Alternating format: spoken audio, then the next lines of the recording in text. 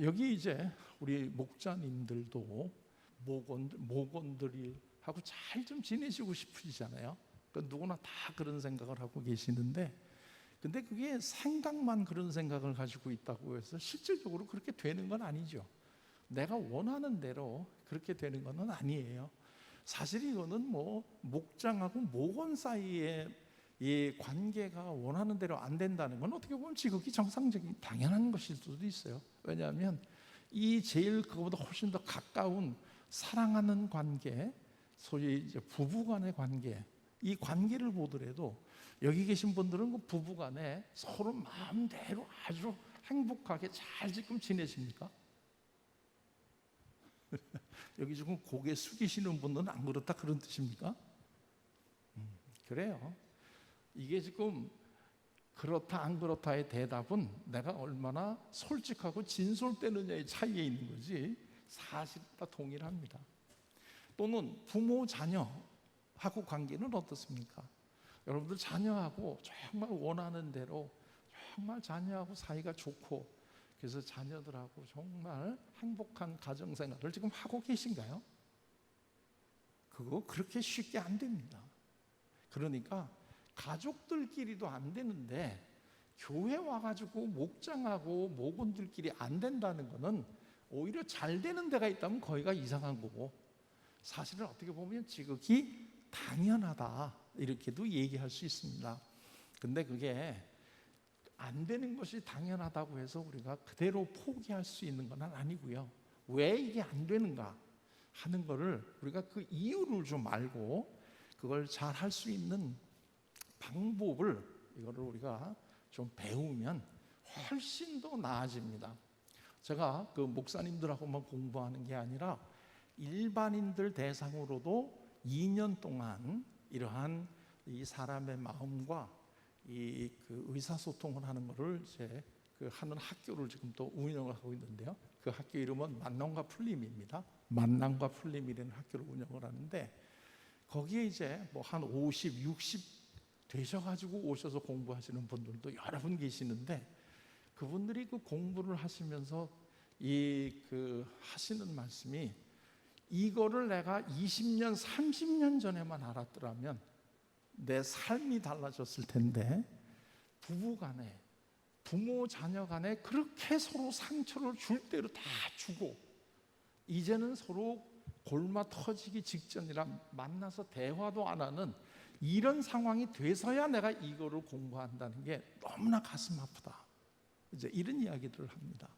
그러면서 사실 젊은 사람들이 이 공부를 했더라면 훨씬 더 이 가정이 훨씬 더 행복했을 텐데 나는 너무나 안타깝다. 이제 이런 이야기를 많이 하십니다.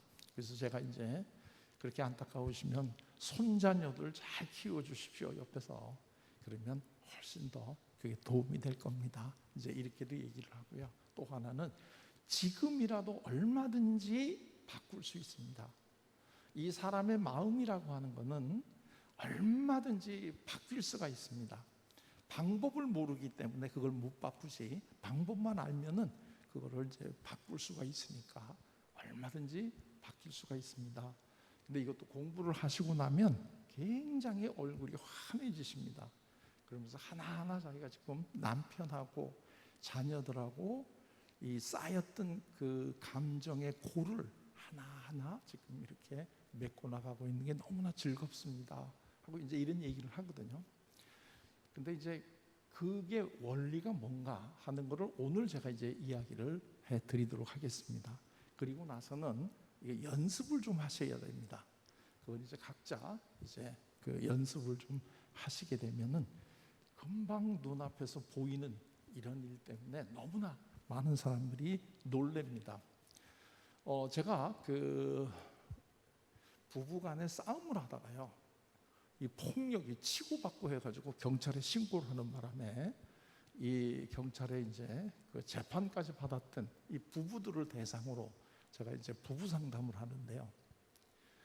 한 20년 결혼했던 부부가 이제 이 그 부부 싸움을 하다가 이 집은 그 부인이 남편을 때리는 바람에 그 남편이 경찰에 신고를 했습니다.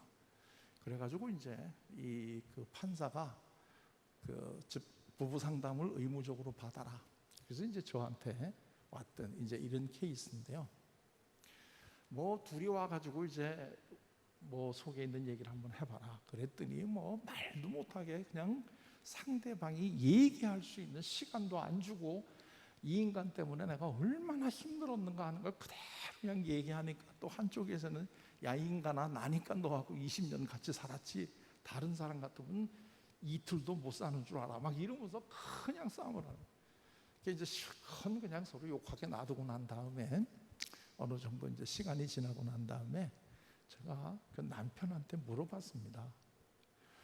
부인에게 듣고 싶은 얘기 딱 하나만 얘기해 보세요. 부인한테 무슨 얘기를 듣고 싶으세요? 그랬더니 이 남편이요, 그동안 수고했어, 고마워, 이 얘기를 한마디 듣고 싶대요. 지금 20년 동안 싸움한 남편이 부인에게 무슨 얘기를 듣고 싶으세요? 그랬더니 그동안 참 수고 많이 했어, 고마워, 이 얘기를 꼭 부인한테 한번 듣고 싶다는 거예요. 그래서 제가 그 부인 보고 그거 한번 해보라 그랬어요. 해주시라고. 그 얘기 그렇게 듣고 싶다는데 그랬더니 부인이 안 한다는 거예요.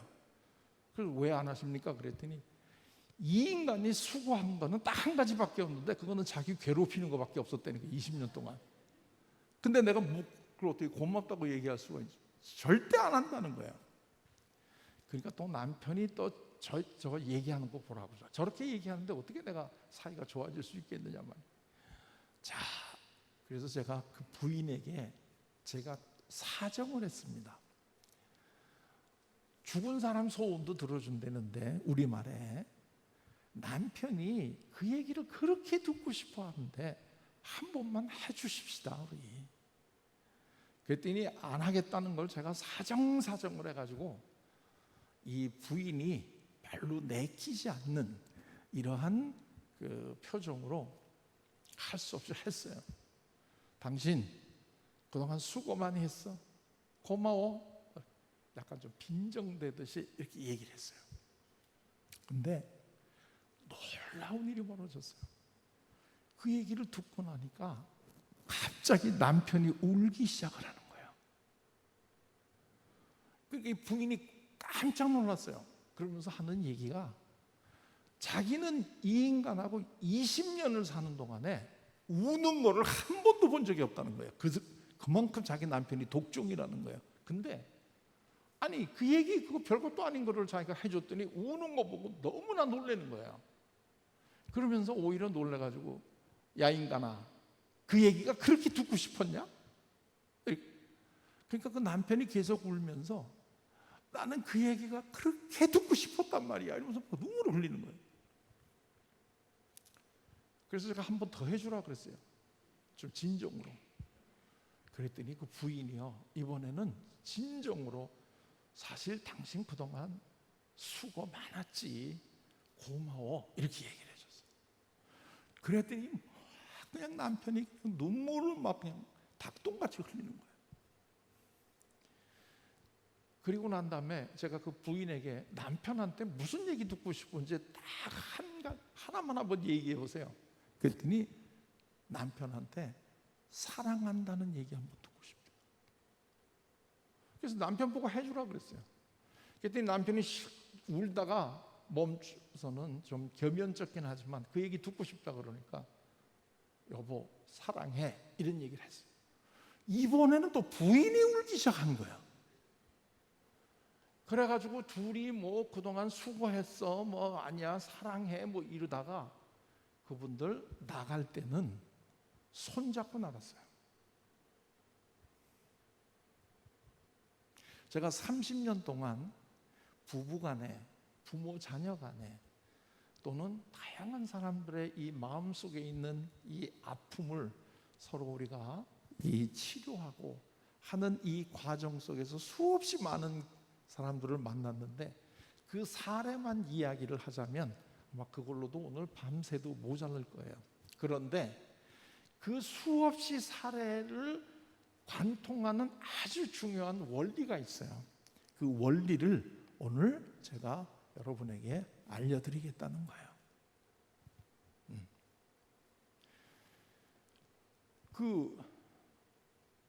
고맙습니다. 목장으로서 목원들에게 무슨 얘기를 해주고 싶으세요?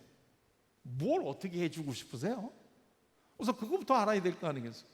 목장이게 되면 목원을 도와줘야 되는데 뭘 도와주시고 싶으세요? 이거를 분명하게 정하시고 그 다음엔 어떻게 하면 내가 이거를 효율적으로 도우실 수 있을까 하는 거를 정해야 되는데, 그냥 막연히 내가 목장으로서 우리 목원들을 도와주고 싶은데 그게 잘 안 된다, 이런 식으로 얘기해가지고는 안 되는 거죠. 뭘 도와주고 싶은지 우선 이게 나와야지만 그 다음에 그럼 어떻게 도와줄 것인지 하는 것이 이게 나온단 말이에요. 자, 그런데 제가 지금 그 사례로 들었던 이 내용은 무슨 제가 개발한 것도 아니고 이거는 심리학자들이 개발한 것도 아니에요. 이거는 예수님이 하셨던 방법이에요. 이거를 많은 분들이 모르시는 거예요. 이거를 많은 분들이 모르셔가지고 실질적으로 예수님이 우리들을 어떻게 도와주시고 계시는지를 몰라요. 교회를 수십 년 나왔다고 하면서도. 그렇기 때문에 교회를 다니면서도 사람들이 변하지를 않아요. 아픔은 아픔대로 그대로 가지고 있어요. 그걸 제가 우리 목사님들하고 2년 동안을 예수님이 하시는 이 방법이 뭔가 하는 거를 같이 공부를 한다는 거예요. 여러분들은 예수님이 어떤 분이세요? 여러분에게 예수님은 어떤 분이신가요? 아마 여기 지금 이 오후 3시 반에 여기 와 계신 분들은 우리 드림교회를 끌고 나가는 아주 중요한 이러한 리더들이라고 저는 생각을 하는데, 여러분들은 예수님이 어떤 분이에요? 그거를 여러분들이 잘 아셔야지만 나도 예수님과 같은 삶을 살아갈 수가 있다, 이렇게 얘기할 수 있는데, 이 예수님이 어떤 분인가 하는 거는 그거 우리 쉽게 대답하기 어렵죠. 왜냐하면 그분은 하나님이시기 때문에 그분이 어떤 분이다 우리가 쉽게 한마디로 얘기하기는 굉장히 어려워요. 그러나 우리 구약에 보게 되면 이사야 선지자께서 예수님은 어떤 분이다 하는 것을 그나마 아주 일목요연하게 우리에게 알려주셨어요.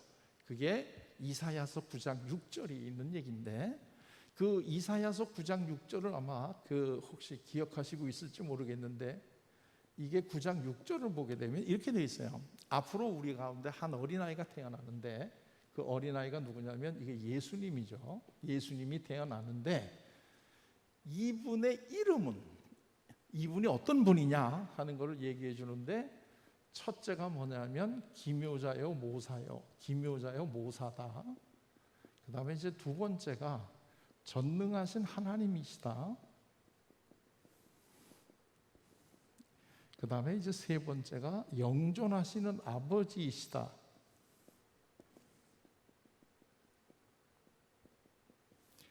그 다음에 이제 네 번째가 평강의 왕이시다. 자, 이게 이제 그 이사야 선지자께서 앞으로 오실 메시아가 어떤 분인가 하는 것을 이렇게 비교적 더 자세하게 설명해 준 이 내용이란 말이죠. 자, 이 네 가지의 예수님의 이 모습이라고 그럴까요? 그 역할이라고 그럴까? 아니면 특징이라고 그럴까? 뭐를 얘기해도 좋은데, 이 중에서 마음에 제일 드시는 예수님이 누구세요?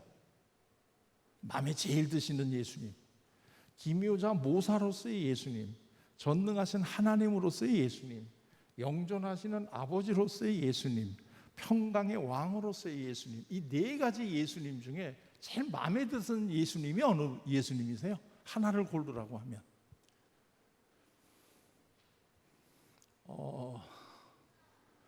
이게요, 제가 30년 동안 우리나라 교회, 제가 1년에 교회를 한 50에서 60군데 가서 강의를 하거든요. 오늘 제가 하는 강의 비슷한 거를. 그리고 이제 미국이나 이제 해외에 나가서도 강의를 하는데, 돌아다니면서 이걸 여쭤보면 거의 답은 뻔합니다. 제일 많이 나오는 게 전능하신 하나님이 제일 많이 나와요. 그 다음에 이제 영존하시는 아버지, 뭐 평강의 왕 이렇게 나오는데, 이 기묘자 모사로서의 예수님을 내가 좋아한다는 분은 거의 없어요. 여기 지금 혹시 나는 기묘자 모사로서의 예수님을 나는 제일 좋아합니다, 이렇게 손 한번 들어보실래요? 좀 미안하지만 이거 택하신 분. 여기도 한 분도 안 계시네. 그러니까 이 교회도 아주 정상이다, 그런 뜻이에요. 왜냐하면 다른 데도 다 이게 없으니까. 그런데 오늘 제가 소개하고 싶은 예수님이 바로 이분이에요. 이분을 내가 오늘 우리 드림교회 성도님들에게 이걸 소개를 해드리고, 이 기묘자요 모사로서의 예수님이 우리 지금 목장님들이 하고 있는 고민에 대한 해답을 주시는 분이다. 지금 그거를 제가 지금 알려드리려고 하는데요. 이 기묘자요 모사라 하는 이 대목이, 이거 우리나라 말로는 참 이해하기가 어렵죠. 근데 이게 영어 성경을 보게 되면 아주 간단하게 나와 있습니다. 영어 성경을 보게 되면 원더풀 카운슬러 이렇게 되어 있습니다.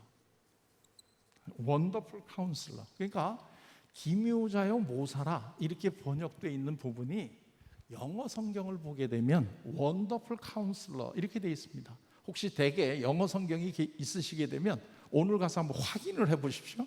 이 이사야서 9장 6절을 보게 되면 이 기묘사요 이 모사라 하는 이 대목이 원더풀 카운슬러 이렇게 나와 있습니다. 그러니까 원더풀 카운슬러라고 하는 게 무슨 뜻이에요? 원더풀 아주 쉬운 영어잖아요. 원더풀, 아주 훌륭한, 뛰어난, 이제 이런 뜻이잖아요. 그러니까 예를 들면 드림교회 is wonderful church, 아주 정확한 표현이죠. 드림교회는 아주 훌륭한 교회입니다. 아주 좋은 이런 표현입니다. 카운슬러는 뭐죠? 카운슬러? 예. 카운슬러는 요즘에 우리가 사용하는 표현으로 하게 되면 상담자, 그렇죠? 그러니까 이 예수님은 이사야 선지자님의 설명에 의하면 예수님은 원더풀 카운슬러, 위대한 아주 훌륭한 상담자이시다. 이게 이미 예수님이 태어나기 훨씬 전에 이사야 선지자님께서 예수님을 설명해 주실 때 사용하신 말씀이라는 거예요.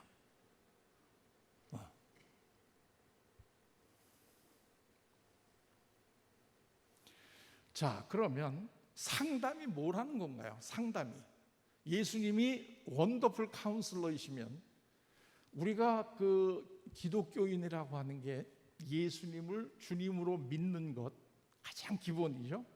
또 하나는 예수님처럼 우리도 살아가려고 노력하는 거잖아요. 그러면 예수님처럼 노력하려고 살아가는 게 예수님이 원더풀 카운슬러면 우리도 카운슬러로서 살아가도록 노력을 하신다는 뜻 아니에요? 그래서 제가 우리 그 성도님들에게 있어서 예수님은 어떤 분인가 하는 것을 여쭤본 건데, 아까 이사야 선지자가 예수님의 4가지 속성에 대해서 얘기했잖아요. 자, 이 첫째가 이제 기묘자 모사고, 두 번째가 전능하신 하나님, 그 다음에 세 번째가 영존하시는 아버지, 그 다음에 네 번째가 평강의 왕인데, 이 영존하시는 아버지나 평강의 왕처럼 이 그 전능하신 하나님처럼 여러분들 살아가실 수 있어요, 없어요? 이건 못하는 거죠.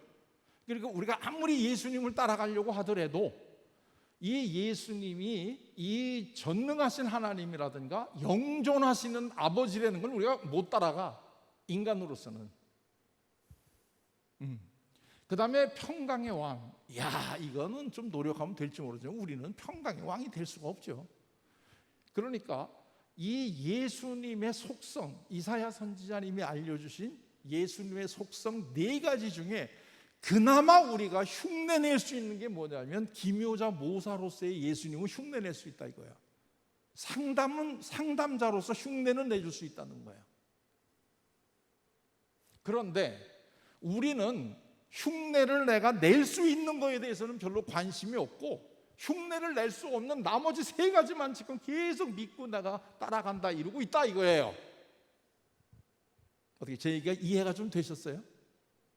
그리고 먼저 나왔다고 제일 중요한 거는 물론 아니지만, 어쨌든 이사야 선지자님께서는 원더풀 카운슬러로서의 예수님이 제일 먼저 소개가 됐는데 이거를 우리는 관심이 없다는 거예요. 이거를. 그러면서 내가 목자로서 우리 목원들을 잘 도와주고 싶은데 이게 안 돼요. 당연히 안 되죠. 왜? 본인이 무슨 되도 않게 무슨 전능하신 하나님이나 영존하신 아버지 같은 평강의 왕 같은 흉내를 내면 될 리가 없죠. 우리가 똑같은 인간인데 우리가 목장이라고 목원보다 뭐가 그렇게 난 게 있어가지고 그분들을 우리가 지도를 하겠어요? 알고 보면 우리 목원들 중에서 우리보다 신앙이 훨씬 깊은 사람도 많이 있지 않겠어요? 말 안 하고 가만히 있어서 그렇지? 그러니까 그런 걸로 우리가 목원들을 도와주려고 하면 우리는 도와줄 수가 없어요. 그러나 우리가 이 김효장 모사, 즉 원더풀 카운슬러이신 예수님은 우리가 흉내를 낼 수는 있어요. 그렇게 닮아갈 수는 있어요. 그리고 우리도 우리 주위에서 힘들어하는 사람에게 상담을 해 주실 수가 있어요. 저는 이게 우리 목장들이 꼭 해야 될 역할이다라고 생각을 해요. 근데 이제 아마 힘드신 거는 그 역할을 내가 잘하고 싶으신데 그게 생각보다 잘 안 된다. 아마 이것 때문에 힘들어 하실 것 같아요. 그래서 오늘은 그거를 어떻게 하시는지, 예수님은 이걸 어떤 방법으로 하셨는지 하는 거를 제가 좀 소개를 해드리고 싶어요. 그래서 우리가 예수님을 따라가는 성도들이니까 예수님이 하신 그 상담에 흉내만 내더라도 훨씬 옆에 있는 사람들을 도와줄 수 있다. 그거는 제가 30년 동안 소위 명색이 상담을 전공하는 학생으로서 예수님의 흉내를 30년을 내서 제가 알아요.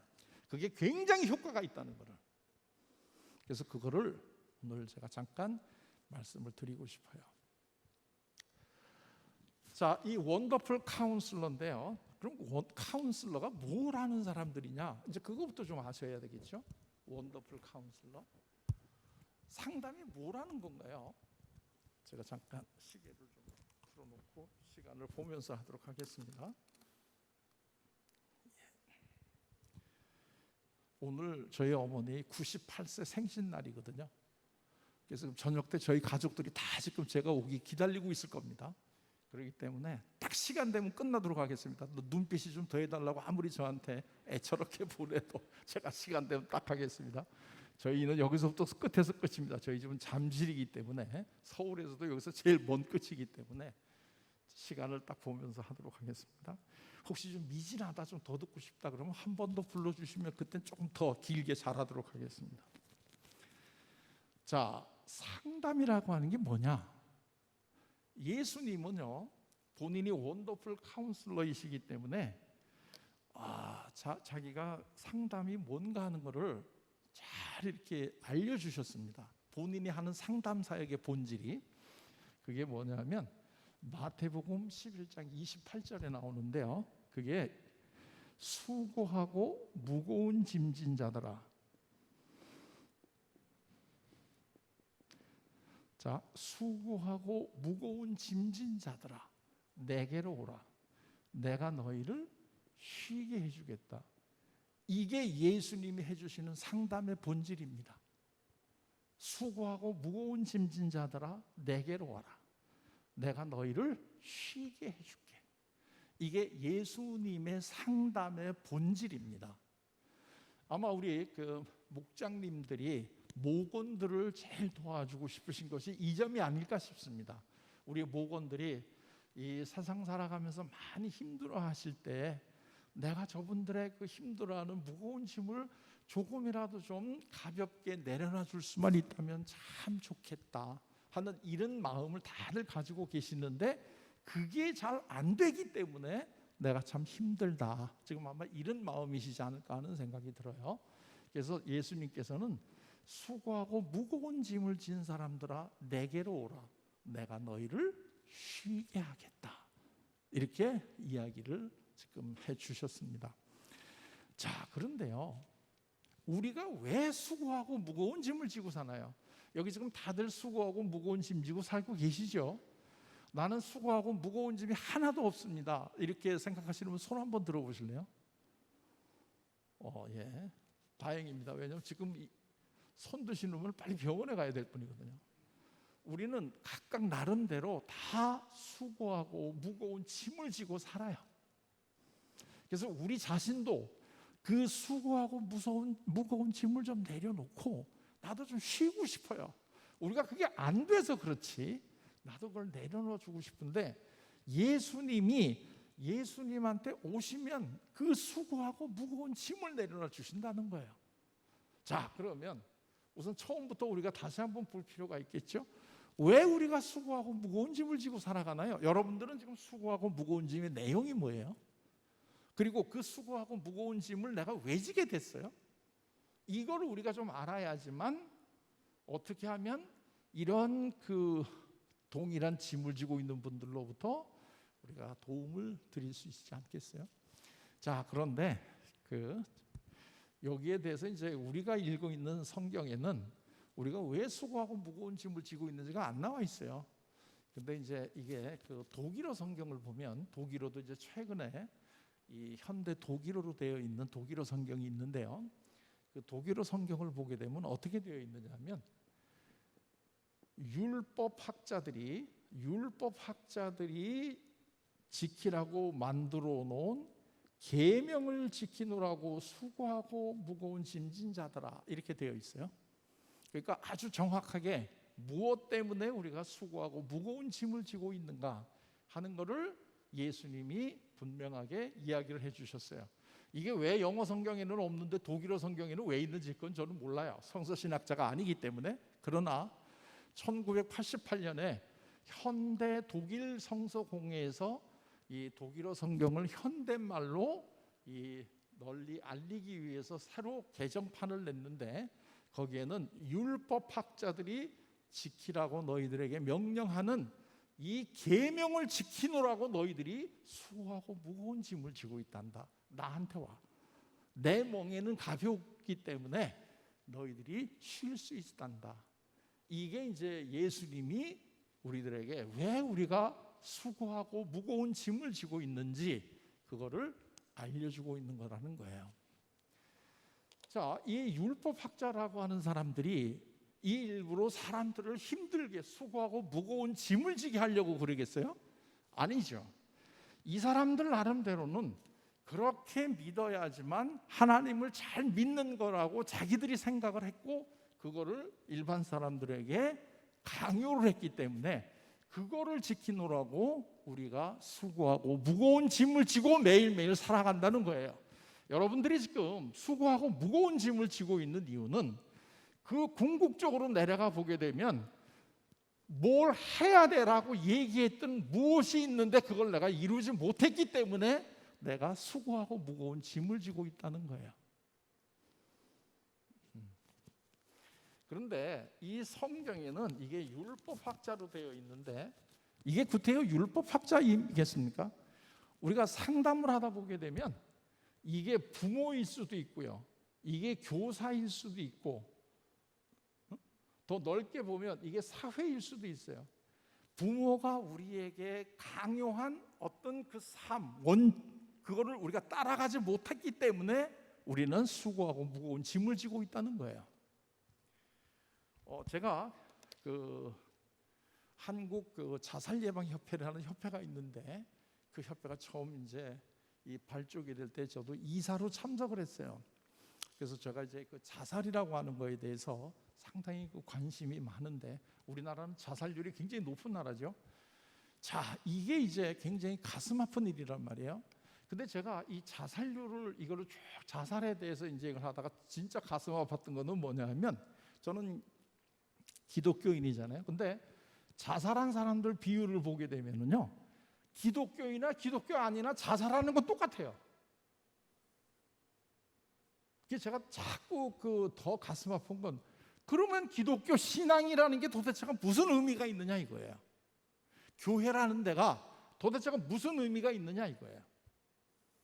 여러분들 한 10여 년 전에 아주 유명했던 연예인이 자살을 했어요. 그 최진실이라는 이런 유명한 연예인이 애 둘을 남겨놓고 자살을 했는데, 그때 이 최진실 씨가 그 애 둘을 남겨놓고 자살을 하면서 자기 자식들을 누구에게 잘 돌봐달라고 부탁했는지 아세요 혹시? 저는 그거를 보면서 너무나 가슴이 아팠어요. 그 최진실 씨가 자살할 그 당시에 최진실 씨는 새벽 예배까지 나갈 정도로 아주 신실하게 신앙생활을 했던 성도였어요. 그런데 이 어머니가 이 자기 몸으로 태어난 이 애 둘을 이 세상에 남겨놓고 자살을 하려고 마음을 먹었을 때야 얼마나 힘들었겠어요.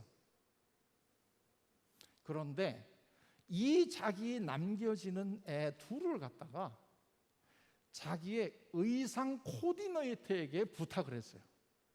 그 당시 최순실 씨는 어머니도 계셨고 아침에 새벽 예배를 나갈 만큼 신실한 기독교 신자였는데, 어머니가 자기 자식을 남겨두고 자살할 때 자기 어머니에게 부탁한 것도 아니고 자기가 다니는 교회 성도님들이나 목사님한테 부탁한 것도 아니고 의상 코디네이터에게 부탁을 하고 스스로 목숨을 끊었어요.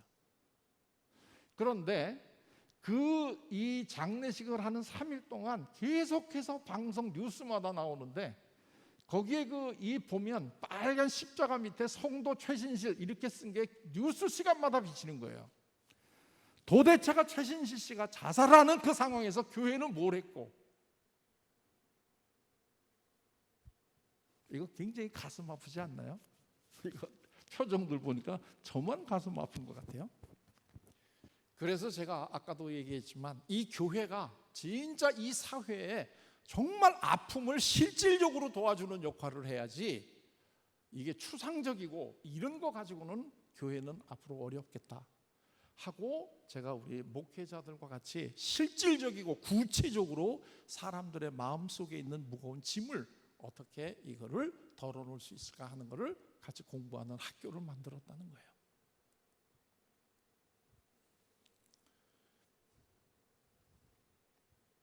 그리고 제가 최근에는 우리 목회자나 목회자 가족들에 대한 이 상담으로 이거를 넓혀 나가게 돼야 되겠다 하는 걸 또 하나 깨달은 아주 결정적인 사건이 있어요. 이거 우리 다 교회를 다니시는 분들이니까 그냥 제가 얘기를 드리는데, 어느 목사님이 우울증에 빠졌어요. 여러 가지 생각대로 안 되시기 때문에. 그래서 저하고 상담을 하기로 날짜를 이제 정하고 있었는데, 그걸 기다리지 못하고 이분이 자살을 하셨어요.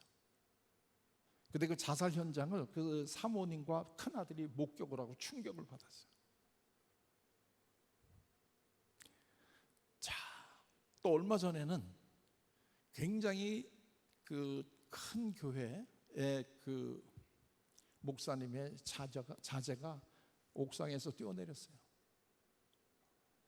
이런 것들이 다 이제 저한테 상담을 의뢰하고 받으러 오기 때문에 저는 이러한 것들, 교회 안에서 일어나는 이 가슴 아픈 일들이 어떤 건가 하는 것을 제가 비교적 굉장히 소상하게 아는데, 이것이 정말 아주 구체적이고 현실적인 방법으로 교회에서 우리 사람들의 수고하고 무거운 짐을 덜어줘야 된다 하는 게 제 생각이에요.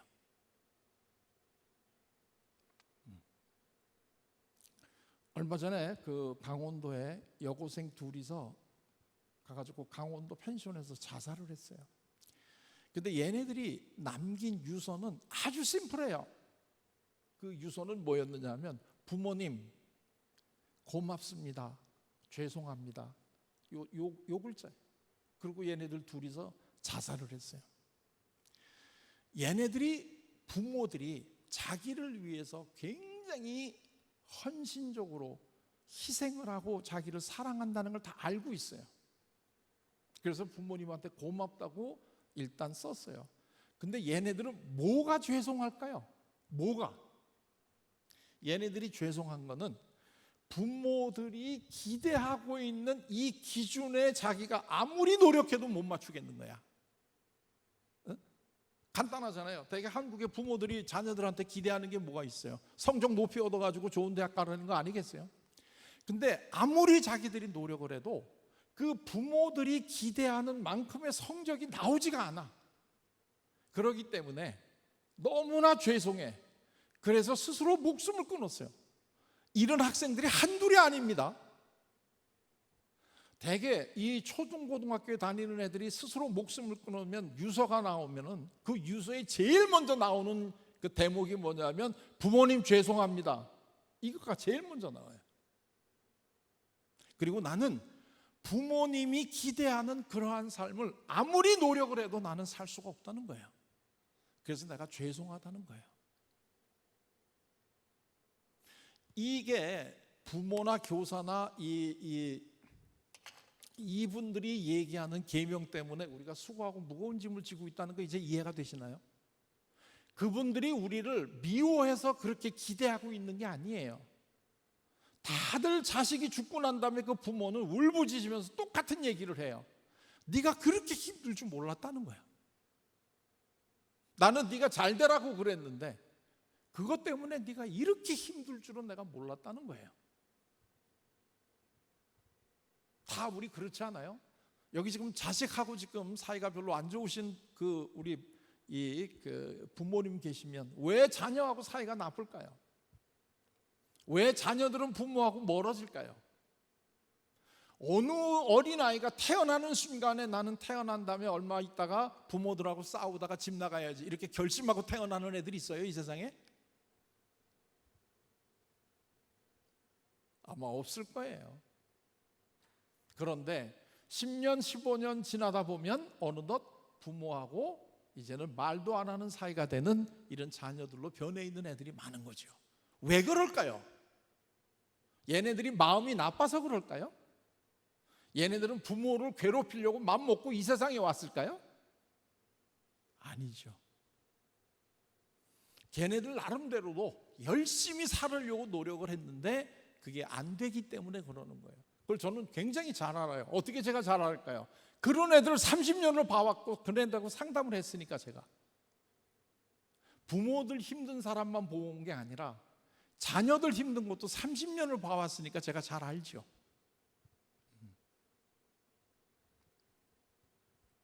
그러니까 부부간에만 서로 힘들게 사는 거 아니고 부모 자녀도 그런데 이 사람들이 나쁜 사람이라 그런 게 아니에요. 다 나중에 얘기하는 거 보면 너 잘 되라고 그랬다는 거야. 너 잘 되라고. 근데 뭐가 잘 되는 건가요? 그래서 쉼을 얻을 수 있게 해주겠다. 내 멍에는 가볍다. 그리고 나는 성품이 어때요? 온유하고 겸손하단다. 그렇기 때문에 나한테 와서는 너희들이 쉴 수가 있단다. 우리가 목장으로서 우리 그 목원들에게 해줄 수 있는 제일 그 좋은 봉사는 뭐예요? 나한테 와서는 당신 편하게 쉬어도 돼. 나한테 와서는 당신 편하게 쉬어도 돼. 밖에 나가서는 여러 가지 계명이나 기준을 지키려고 여러분 너무 힘들지. 나한테 와서는 편하게 쉬어도 돼. 이게 우리가 목장으로서 또는 부모로서 또는 남편이나 부인으로서 우리 가족, 우리 목원들에게 해줄 수 있는 제일 좋은 도움이라는 거예요. 나에게 오면 쉴 수 있게 해줘.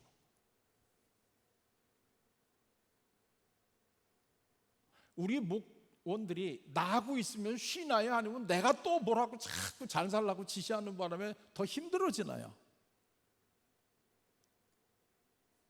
그거를 한번 잘 생각을 해보셔야 돼요. 아무리 내가 좋은 의도로 한다고 해도 구체적으로 상대방이 힘들면 나는 그 사람을 힘들게 하는 거예요. 내가 의도가 좋았다고 해서 내가 그 사람을 힘들게 하는 그 결과가 이게 정당화될 수 있는 게 아니에요. 우리 인간은 어느 누구도 상대방을 힘들게 할 수 있는 권리가 없어요.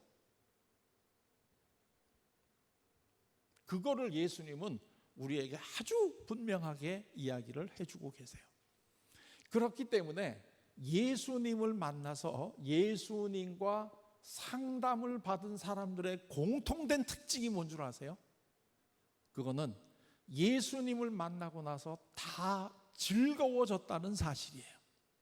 예수님을 만난 사람들은 다 즐거워졌다는 게 공통점이에요. 성경을 한번, 복음서를 한번 자세히 다 읽어보셔요. 다시 많이 읽어보셨겠지만 예수님을 만난 사람들의 그 공통점이 뭐냐 하는 것을 다시 한번 보시게 되면 다 즐거워졌다는 거예요. 사실 우리가 교회 와가지고 예수님을 믿고 따라간다는 것은 즐거워져야 되는 거예요. 그 증거가.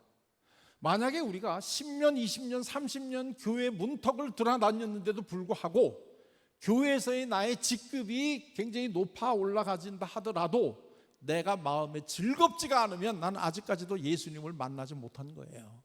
그러나 교회 온 지 하루밖에 안 됐는데도 예수님을 만나서 내가 너무나 즐겁다라고 하는 마음이 든다면 이 사람은 진정으로 예수님을 만난 사람이 되는 거예요. 자, 그러면 예수님이 해주시는 상담이 뭔데 예수님을 만나면 즐거워지는지 그 원리를 제가 예수님이 해주셨던 상담을 한번 사례로 이야기를 해드리도록 할게요. 예수님을 만나서 즐거워진 사람들은 수없이 많은데 그 중에 대표적인 사람 중에 하나를 오늘은 제가 이 삭개오라고 하는 사람의 예를 한번 들어서 이야기를 한번 해드리도록 하겠어요. 이 삭개오라고 하는 사람은 다 아시지만 이 사람은 지금 직업이 세리장입니다. 이 세리장이라고 하는 것은 뭐 다 아시겠지만 그 예수님 당시에 이 성서를 보게 되면 남자 중에서 아주 나쁜 사람을 꼽는 게 세리고 여자 중에서 행실이 나쁜 사람을 꼽는 게 이제 창녀란 말이에요. 근데 이 삭개오는 세리 중에서도 세리장이야.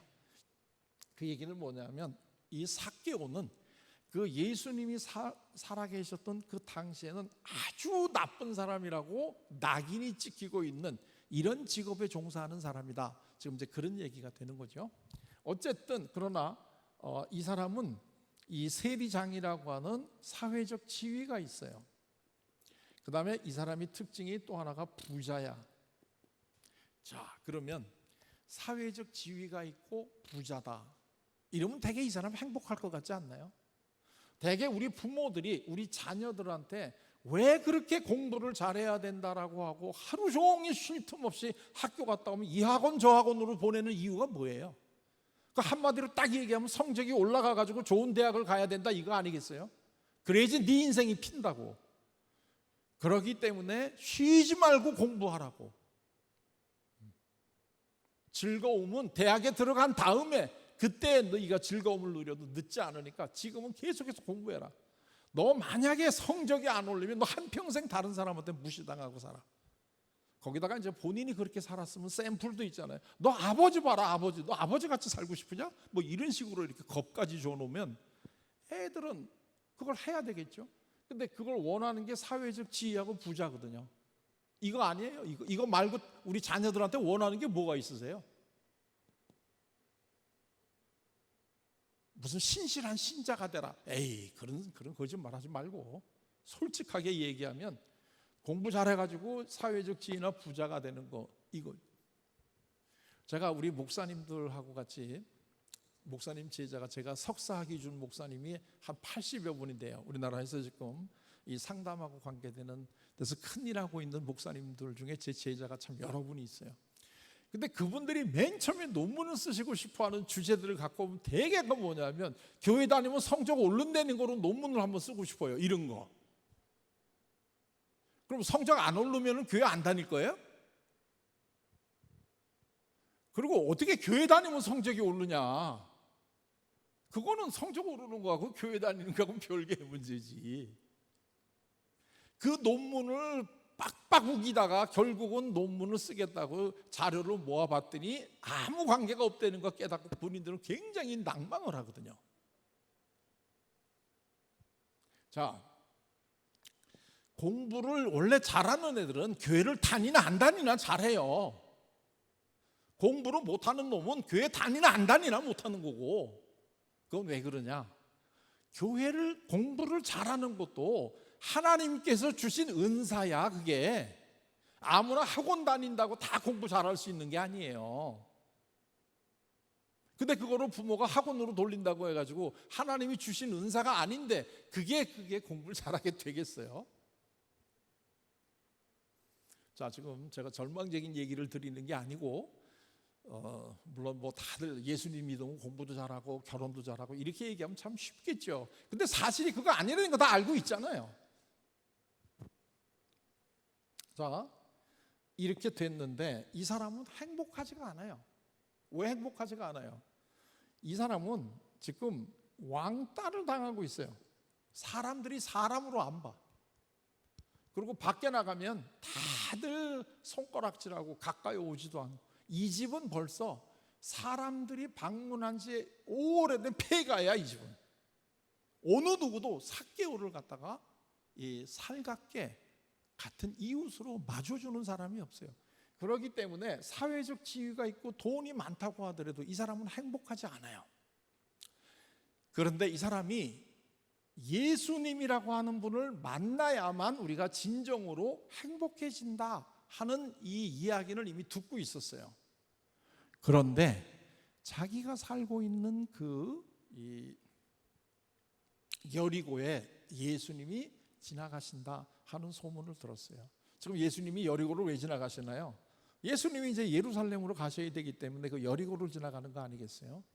이제 그래서 이 삭개오가 그 예수님을 한번 뵙고 싶었어요. 그분을 만나야지만 내가 진정으로 행복해진다니 예수님을 뵙고 싶었어요. 자, 그래서 이 예수님이 지나간다고 하는 그 시간에 길로 나갔어요. 나갔는데 우리 성경에 보게 되면 예수님이 어떤 사람인가 알아보려고 어떤 사람인가 한번 알아보려고 나갔어요. 나갔는데 이미 동네 사람들이 다 나와 있기 때문에 예수님을 볼 수가 없었어요. 왜? 삭개오는 키가 작거든요.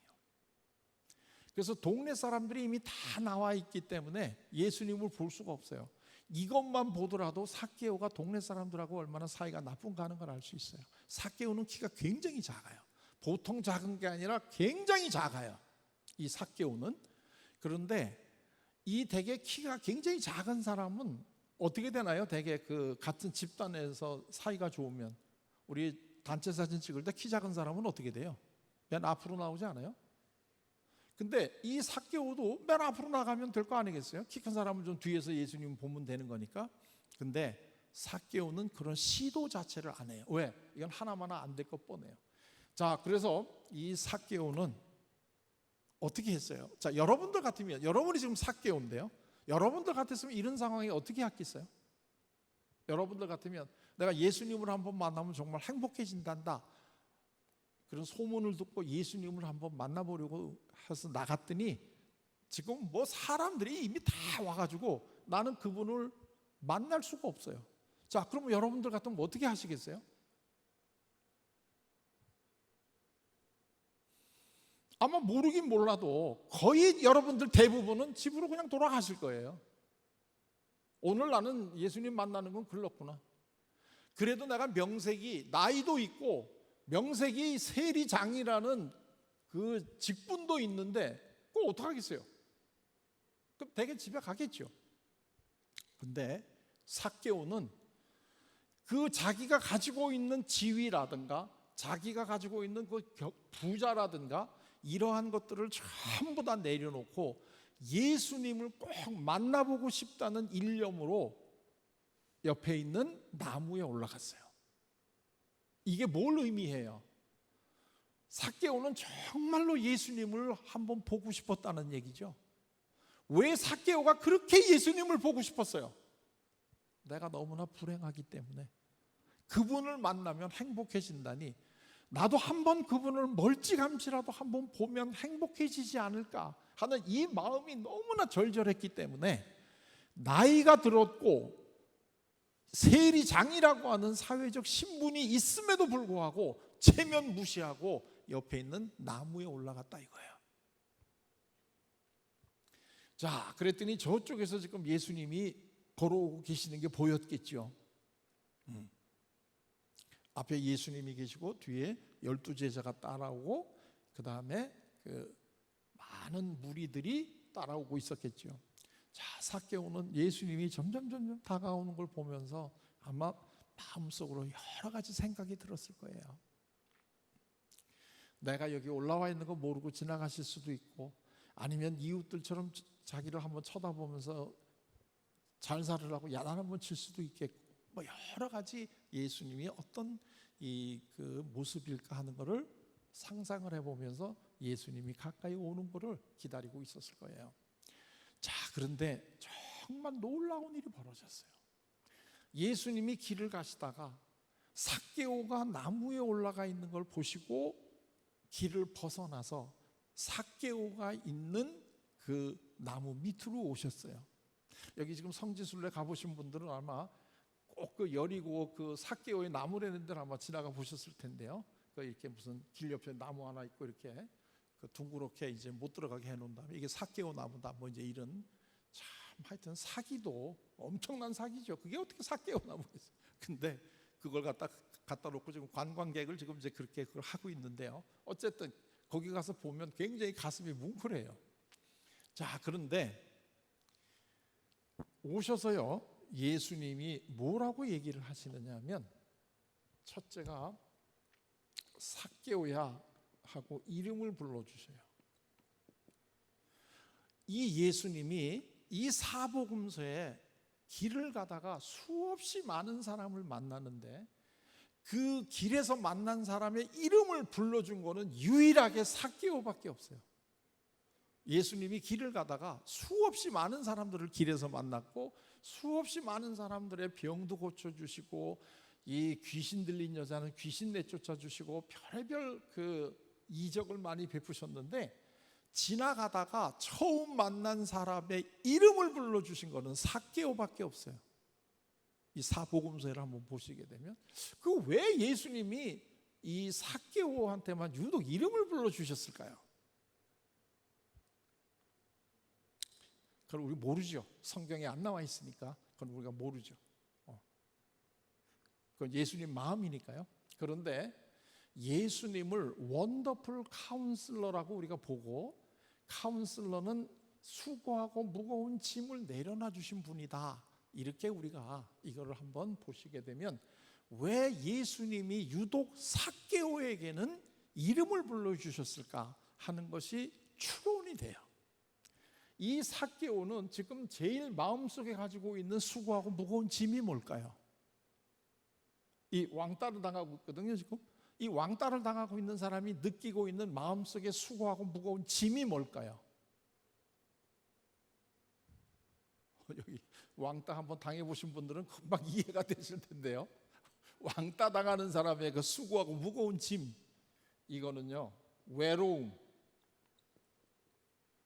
왕따 당하고 외롭잖아요. 그 다음에 왕따를 당하고 외로우니까 어때요? 마음이 화가 막 일어나잖아요. 그리고 한편으로는 또 미안한 마음도 있죠. 이런 다양한 마음을 지금 가지고 있는 게 왕따 당한 사람들의 특징이에요. 제가 자살을 연구하다 보니까 이 왕따 당하고 자살하는 애들을 보면서 너무나 가슴이 아픈데요. 그때 걔네들이 느끼는 이 마음이 어떻건가 하는 걸 뭐 자세하게 얘기를 드릴 수는 없어요. 시간이 없으니까. 그러나 외로움, 분노, 미안함, 뭐 이러한 것들이 굉장히 이렇게 복합적으로 이 왕따 당하는 이 사람들이 느끼고 있어요.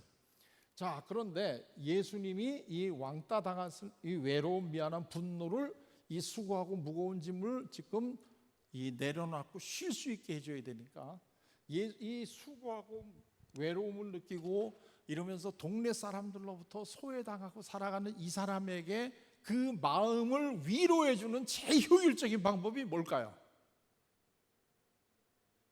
그렇죠, 이름을 불러주는 거예요. 예수님은 원더풀 카운슬러이시기 때문에 길을 가다가 만난 분들의 그 케이스 바이 케이스로 아주 정확하게 상담을 해주십니다. 그렇기 때문에 아무한테나 함부로 이름 부르는 것도 아니고, 불필요하면 이름 안 불러요. 그게 지금 이름 부르는 게 중요하지 않으니까. 근데 이 유독 삭개오에게는 이 이름을 불러주셨다는 것은 삭개오의 그 수고하고 무거운 짐을 이거를 내려놓게 해주는 데는 제일 효과적인 게 바로 이름을 불러준다는 것을 예수님은 이미 알고 계시는 거예요. 그래서 예수님이 원더풀 카운슬러이신 거예요. 아직 이해가 좀 잘 안 되시는 분이 계신 모양인데요. 우리나라에 이 일이 있고 난 지 2000년 후에 우리나라에 아주 훌륭한 시인 하나가 이름을 불러준다는 게 어떤 효과가 있는가라는 걸 아주 아름답게 시로 이거를 우리에게 알려주는데, 그 시가 무슨 시예요? 그렇죠, 김춘수 시인의 꽃이라는 시예요. 김춘수 시인의 꽃이라는 시. 이 시를 아직까지도 모르시는 분이 있다면 이웃 다른 그 옆에 있는 성도님들이 아시기 전에 오늘 가서 빨리 읽어보세요. 그거 김춘수 시인의 꽃이라는 시예요. 그 시에 그게 어떻게 돼 있어요? 내가 그의 이름을 불러주기 전에는 그는 단지 하나의 몸짓에 지나지 않았어요. 내가 이름을 불러주면 그는 나에게 와서 뭐가 돼요? 꽃이 돼요. 꽃이. 이름을 불러준다고 하는 것은 단지 그냥 굴러다니는 아무런 의미도 없는 하나의 몸집이었던 존재가 이름을 불러주는 순간에 그 사람은 나한테 꽃이 되는 기적이 일어나는 거예요. 이 이웃들이 삭개오에게 이름을 불러줬을까요? 안 불러줬을까요? 안 불러주죠. 우리 예를 들면 우리 동네에 아주 나쁜 놈이라고 다들 그 왕따 시키고 있는 사람이 지나갈 때 이름 불러주나요? 예를 들면 제가 왕따 당하고 있는데 제가 이렇게 밖을 나가면 사람들이 나한테 성렬아 이름 부르겠나요? 안 부르죠. 다들 나한테 가까이 오지 않고 피하면서 자기들끼리 수군수군 하겠죠. 야, 저 새끼 저거 안 죽고 또 나오네. 저런 새끼는 저거는 왜 하나님이 안 데리고 가냐, 이러고 수군수군 하겠지. 제 이름 불러줄 리가 없죠. 그런데 예수님이 삭개오야 하고 이름을 불러주셨다는 게 무슨 의미예요? 이게 예수님이 원더풀 카운슬러라는 뜻이에요. 이게 가끔 가다가 제가 보면 제일 안타까운 분들이 그 부모님이 자식을 부를 때 아들아 딸아 이렇게 부르는 집 있어요. 그거 어디서 데리고 오네요? 아들아 딸아 그러게? 이름 본인이 지어주고 왜 이름 안 부르고 아들아 딸아 그래요? 누구누구야 하고 아주 정감 있게 불러주셔야죠, 이름을. 만약에 결혼하신 지 좀 돼가지고 아직까지도 그냥 뭐 누구 엄마, 뭐 누구 아빠, 뭐 이렇게 불렀던 분들 같으면 오늘 한번 옛날에 연애할 때를 생각을 해가지고 손을 잡으시면서 감정을 넣어가지고 순자 한번 이렇게 불러보세요. 왜 웃어요? 저는 결혼한 지 금년에 44년이 됐어요. 저는 감리교회를 다니는데 저는 감리교 권사예요. 제 아내는 장로예요. 그런데 집에서 제가 가끔 가다 제 아내 보고 이름을 불러요. 저희는 대학교 다닐 때 같은 과 커플이에요. 그래서 이제 만난 지는 꽤 오래됐어요. 결혼한 지가 44년이니까. 그러니까 이제 가끔 가다가 그때 내가 그 학교 다닐 때 불렀던 그 식으로 이렇게 이름을 이렇게 손을 딱 잡으면서 이름을 불러요. 그러면 이제 씩 웃으면서 뭐 부탁할지 빨리빨리 말해봐. 뭐 이제 이렇게 얘기하는데 알고 보면 굉장히 좋은 거잖아요. 이렇게 이름을 딱 부르면. 자, 이 이름을 부른다는 게 이렇게 외로운 사람에게는 너무나 뭉클하고 저 사람이 나를 하나의 존재로 인정해주고 있구나 하는 거를 가장 효율적으로 이거를 해주는 게 이름을 불러주는 건데 예수님은 이걸 알았다는 거예요. 그 다음에 두 번째로는 무슨 말씀을 하셨냐면 속히 내려와라. 이게 우리는 그냥 후루룩 이 세 마디를 그냥 다 이렇게 넘어가 버리고 마는데 이거 한마디 한마디가 엄청나게 원더풀 카운슬러가 아니면 하시기 어려운 얘기입니다. 여기 상담을 해보시는 분들도 지금 계실 텐데요. 상담자는 한마디 한마디가 그냥 나가는 얘기가 있으면 안 됩니다. 그거 자체가 다 의미가 있어야 됩니다. 그래야지 내담자가 상담자의 이거를 진심을 알고 변하기 시작을 하거든요. 속히 내려와라. 이게 무슨 뜻이에요? 예수님이 그렇게 바쁘신 어른이 지금 쭉 지나가셔도 되는데 가실 거라고 생각을 하고 있었죠, 삭개오는. 근데 그 예수님이 전혀 예상하지 않았는데 자기가 있는 나무 밑에 오시더니 삭개오야 하고 이름을 불러주시는 거예요. 야, 이때 이 삭개오의 마음이 어땠을까요? 그랬는데, 그리고 잘 살아라 이러고 그냥 가시는 게 아니고 속히 내려와라. 와, 속히 내려와. 이건 뭐예요? 예수님이 더 깊게 만나 주시겠다는 거잖아요. 속히 내려와라. 더 깊게 내가 너하고 만나고 싶다는 얘기잖아요. 야, 그 얘기 들었을 때 어떻겠어요? 저는 수백 번 이 그 성경을 읽고 수백 번 이 얘기에 대한 강의를 하고 또 하지만 할 때마다 저는 제가 먼저 감동이 돼요. 이 예수님의 마음을 느끼면.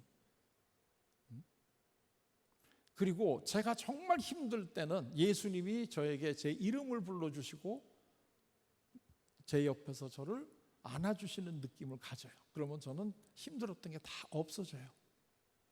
자, 속히 내려와. 그냥 단순히 내가 너 알고 이름 한번 부르고 가는 게 아니야. 내려와. 자, 그래서 내려왔어요. 그 다음에 결정적인 얘기가 나오죠. 오늘 내가 너희 집에서 머물겠다. 와, 그냥 잠깐 얘기하고 내려온 다음에 어깨 한번 두들겨주고 너 얼마나 힘들지 내가 안단다. 그리고 가셔도 되는데 오늘 우리 집에서 주무시고 가시겠다는 거예요. 이 삭개오의 집이 어떤 집이에요 지금? 이거는 완전히 그 지역 사람들이 이미 발길을 끄는 지가 오래돼 가지고 이미 여기는 흉가 비슷하게 된 집이에요, 이 집은.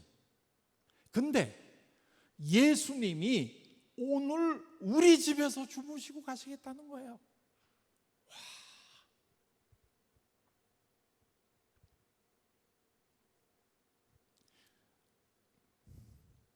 예수님이, 이거 우문현답인데요, 예수님이 오늘 어디서 주무시는지 아세요? 예수님이 오늘 밤에 어디서 주무시는지 아세요? 무슨 틀린 답은 하나님 우편, 이건 틀렸어요. 예수님이 어디서 주무시는 줄 아세요? 우리 집, 바로 우리 집에서 오늘 주무신다는 거예요. 예수님이 오늘 우리 집에서 주무신다는 거예요. 지금 성경을 읽으시면서 이런 느낌으로 읽으시게 되면 성경이 단순히 2000년 전에 있었던 사건을 기록한 죽은 활자가 아니라 벌떡벌떡 살아서 내 문제가 되잖아요. 지금 오늘 예수님이 우리 집에서 주무신다는데, 우리 집이 어떤 집인데요? 다들 욕을 하고 아무도 안 오는 지가 벌써 오래된 집인데 예수님이 오늘 우리 집에 와서 주무신다. 자, 그래서 삭개오가 일찍 이 속히 내려오라고 그러니까 성경에 보니까 빨리 내려왔어요. 그 키 작은 사람이 올라가 봐, 얼마나 높이 올라갔겠어요. 뭐 속히 내려오나 빨리 내려오나 그게 그거지. 그러나요, 이 마음은 그렇지 않은 거예요. 삭개오가 빨리 내려왔어요. 그리고 나서 삭개오가 예수님을 모시고 지금 집으로 가는데 어떤 마음으로 집을 모시고 가나요? 이게 굉장히 중요한 이러한 단어가 하나 있어요. 그게 뭐냐면 즐거워하며. 예수님을 삭개오가 만난 다음에 이 삭개오가 제일 먼저 변한 게 뭔지 아세요? 무슨 뭐 내 재산을 팔아서 가난한, 그건 다음 일이고 제일 먼저 삭개오가 변한 게 뭐예요? 즐거워졌어요. 삭개오가 즐거워졌어요. 아까 제가 얘기했죠. 예수님을 만난 사람들의 특징은 즐거워진다고. 이게 우리 성경에는 단순히 그냥 즐거워하며 이렇게 돼 있는데 아까 얘기한 그 독일어 성경에 보게 되면 그로서 프로이데, 굉장히 기뻤어요. 굉장히 기뻤어요. 당연히 기쁘겠죠. 그리고 들어가서 예수님에게 서서, 앉지도 않았어요. 서서 예수님, 제가 제 재산의 반을 가난한 사람한테 나눠주겠습니다. 그리고 제가 토색한 것이 있다면 4배로 갚아주겠습니다. 예수님. 그 얘기는 뭐냐면 이거를 가지고 있으면 내가 행복해질 줄 알았는데 이게 행복해진 게 아니고 나는 이미 예수님을 만나가지고 내가 즐거워졌기 때문에 이거는 이제 나에게는 아무런 의미가 없다, 그 뜻이겠죠. 그래서 다 다른 사람에 주겠습니다. 그랬더니 예수님께서 아주 놀랄만한 말씀을 하시죠. 그 말씀이 뭐예요? 오늘 이 집의 구원이 이루었다. 오늘 이 집의 구원이 이루었다. 예수님을 우리가 정말로 만나서 즐거워지면 그날로 우리 집이 구원받는 거예요. 근데 여기서 아주 중요한 얘기가 뭐냐면 삭개오, 너 오늘 구원받았다, 그게 아니에요. 집이라는 게 무슨 뜻이에요? 너의 가족들이 다 오늘 구원받았다는 거야. 삭개오 하나 때문에. 이게 영어 성경에는 Your Family 이렇게 돼 있는데 이게 아까 얘기한 독일어 성경에는 Dein ganz Familie, 너의 모든 가족이 오늘 다 구원받았다. 놀랍지 않아요? 우리가 예수님을 만나서 정말 즐거워지게 되면 나 혼자 구원받는 게 아니라 우리 집이 다 구원받는다는 거예요. 자, 그러면서 하신 말씀이 뭐죠? 삭개오도 아브라함의 자손이야. 그리고 내가 이 땅에 온 거는 이 삭개오 같은 사람 때문에 내가 온 사람이야. 다시 얘기하면 우리 때문에 오셨다는 얘기 아니겠어요? 우리 때문에. 우리 같은 사람에게 이름을 불러주시고 속히 내려와라. 그리고 오늘 내가 너희 집에서 주무시겠다. 이 얘기를 해주시려고 이 땅에 오셨다는 거 아니에요, 지금. 그 이야기를 듣고 우리가 그로서 프로이데 정말 더할 수 없이 기쁘면, 즐거워지게 되면 우리 마음속에 우리가 어떻게 살아야 되는가 하는 것은 자발적으로 나온다 이거예요. 그러면 예수님이 오늘 이 집의 구원을 받았다. 이 집의 구원이 이루었다. 그렇기 때문에 예수님이 원더풀 카운슬러라고 하는 게 뭐 단순히 마음속에 있는 뭐 어려운 얘기를 듣고 그 풀어주는 게 아니라 예수님에게 있어서의 이 상담의 사역은 구원을 이루는 중요한 사역의 도구이다 이거예요. 자, 그런데 이제 그냥 한 가지만 이야기를 드리고 이제 제 이야기를 마치겠는데요. 여기 보면 이 삭개오를 둘러싸고 있는 중요한 사람들이 두 사람들이 나옵니다. 하나는 이웃 주민들이에요. 그리고 하나는 예수님이죠. 자, 그런데 이웃 주민들이 바라보는 삭개오와 예수님이 바라보는 삭개오가 같은 사람이에요? 다른 사람이에요? 같은 사람이에요. 같은 사람. 그런데 왜 주민들은 삭개오를 변화를 못 시켰는데 예수님은 한 번에 삭개오를 변화시켰을까요? 그게 오늘 제가 지금 드리려고 하는 키포인트예요. 왜 우리는 우리 모곤들을 그렇게 우리가 변화시켜 주려고 노력을 하고 애를 써도 모곤들이 안 변한다 이거예요. 근데 예수님을 제대로 만나면 한 번에 우리 모곤들이 변하는 그 이유가 뭐냐 이거예요. 그걸 아셔야죠. 그래야 우리가 원더풀 카운슬러의 모습으로 우리도 우리 이웃을 도와줄 수가 있지 않겠어요? 자, 사람은 같은 사람인데 이웃이 삭개오를 바라볼 때 이웃 주민들은 삭개오를 볼 때 뭘 보나요? 삭개오가 세리장이라는 걸 봐요. 저 사람은 세리장이야, 저 새끼는. 그러니까 이웃이 삭개오를 볼 때 세리장으로 보니까 왕따를 시키는 건 지극히 당연한 일이에요. 나쁜 새끼니까. 그러니까 이 이웃들은 삭개오를 볼 때 삭개오가 키가 작고 세리장이라는 걸 보는 거예요. 그런데 예수님은 삭개오를 바라볼 때 뭘 봐요? 예수님은 이웃 주민들하고는 삭개오를 바라볼 때 다른 걸 보는 거예요. 예수님은 뭘 보느냐면 삭개오를 볼 때 삭개오의 마음속에 있는 수고하고 무거운 짐을 보시는 거예요. 이게 이웃과 예수님이 다른 점이에요. 우리가 만약에 예수님을 닮아가는 상담자의 역할을 해서 우리를 만나면 사람들이 무거운 짐을 내려놓을 수 있게끔 우리가 도와주려고 하게 되면 우리는 이웃 사람들이 바라보는 삭개오를 보면 안 되고 예수님이 바라본 삭개오를 보셔야 돼요.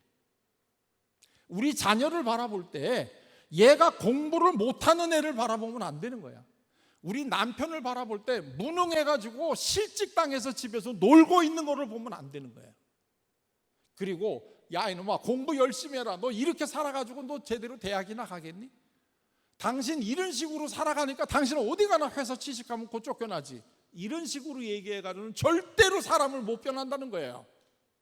그리고 나는 왜 내가 열심히 사람들 변하게 노력하는데 왜 저 인간이 안 변하는지 너무나 답답하다 이러고 있는 거예요. 그런 방식으로는 사람을 못 변화시켜요. 우리 자녀들이 공부 안 하고 게임을 할 때 걔도 지금 공부해야 되는 사실을 모르고 있기 때문에 그러고 있는 거 아니에요. 우리 남편도 실직하고 집에서 놀고 있는 게 편하고 즐거워서 그러고 있는 게 아니에요. 그럴 때 그 마음을부터 한번 헤아려 보셔야 돼요. 그리고 그 마음을 헤아려 보시면서 예수님처럼 삭개오야 속히 내려와라. 오늘 내가 너희 집에 있겠다. 이 얘기를 해 주셔야 돼요.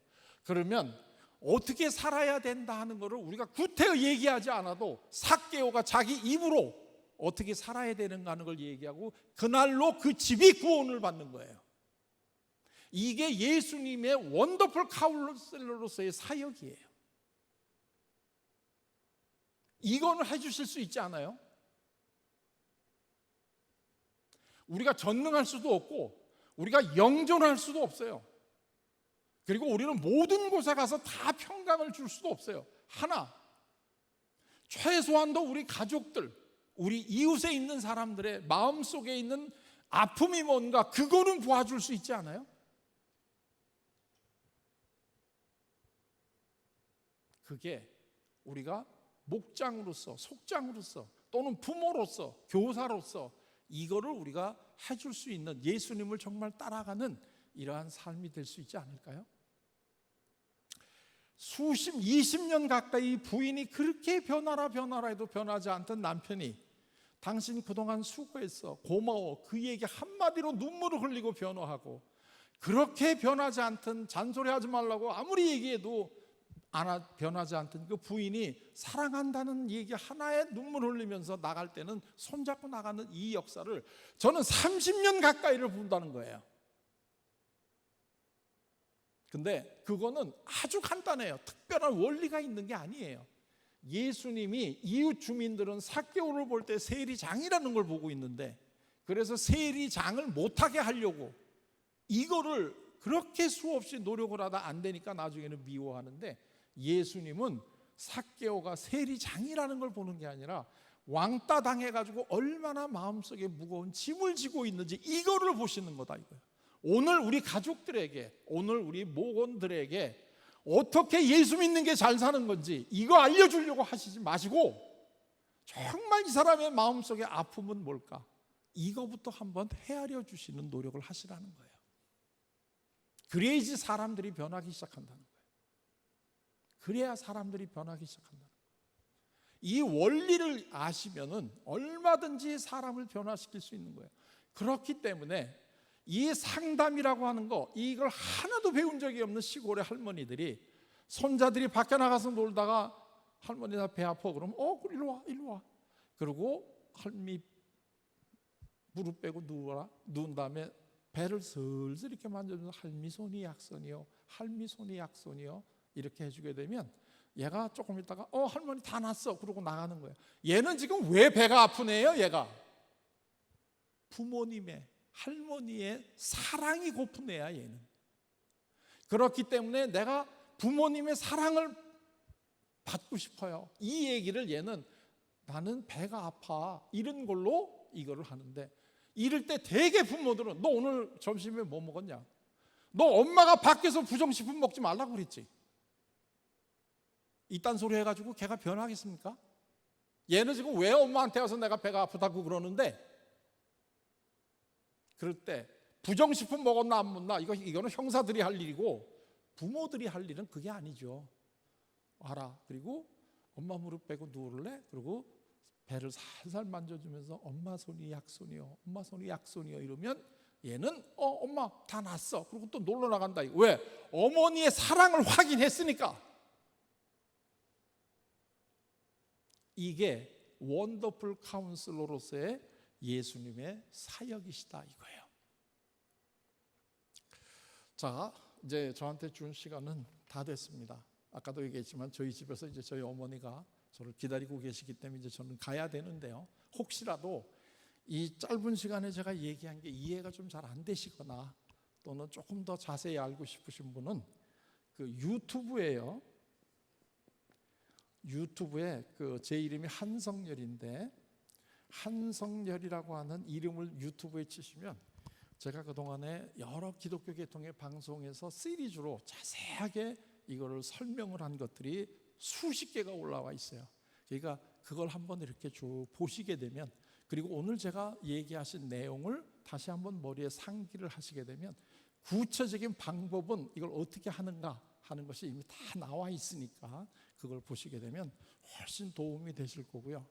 정말 혼자서 이걸 하시다가 너무나 안 된다 그러실 때는 우리 여기 김 목사님한테 좀 연락을 하시면, 제 연락처를 알고 계시니까 그러면 제가 또 도움을 드릴 수 있는 거는 제가 도움을 드리도록 하겠습니다. 자, 그러면 오늘 제 이야기는 이걸로 마치도록 하겠습니다. 경청해 주셔서 고맙습니다.